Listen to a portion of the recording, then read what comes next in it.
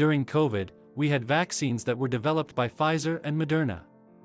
And then these vaccines were mandated on people throughout government, throughout the military, by different governors around the country, and yet, we don't know whether the people that were approving either the vaccines or the mandates were receiving money from Big Pharma.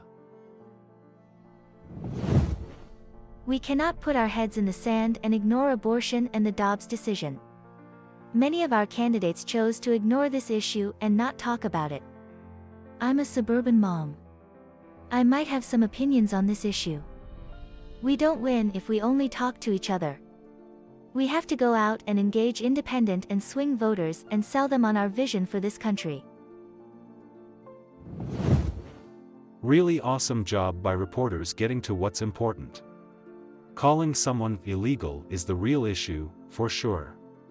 Doesn't even occur to ask Biden if he regrets releasing the illegal who killed Laken Riley. Biden calls her Lincoln. Instead, they ask if he regrets the word.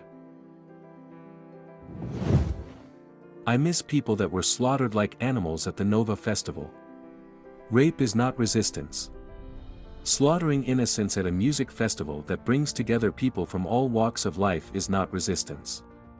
I genuinely feel empathy for the Palestinian people despite what everyone on the other side of the equation likes to claim.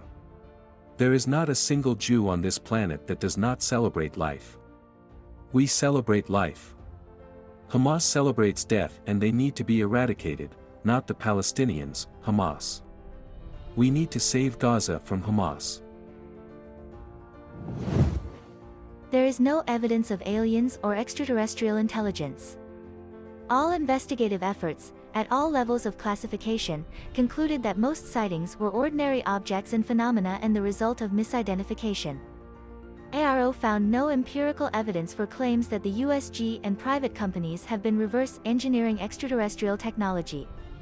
ARO determined, based on all information provided to date, that claims involving specific people, known locations, technological tests, and documents allegedly involved in or related to the reverse engineering of extraterrestrial technology are inaccurate.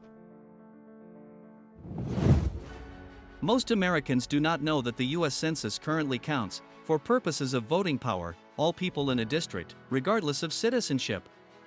Senate Democrats just voted unanimously to defeat an amendment that would have stopped counting illegals for congressional seat apportionment and electoral college, presidential, votes.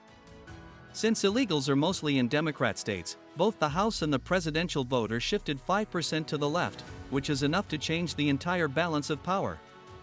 This is a major reason why the Biden administration is ushering in record levels of illegals and doing so few deportations.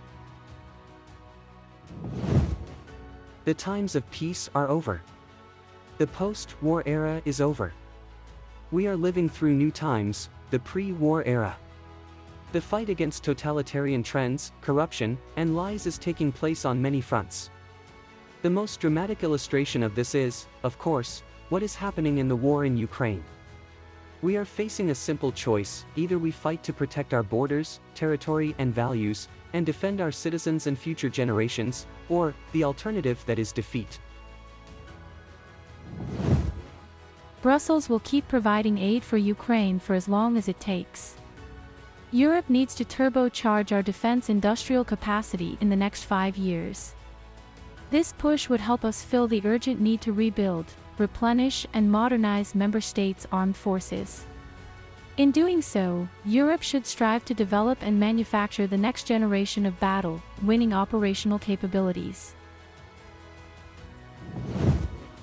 I was in Odessa yesterday with President Zelensky when a Russian ballistic missile hit the port during our visit to the facility, and I think we all have a message for the Kremlin: we shall not be intimidated.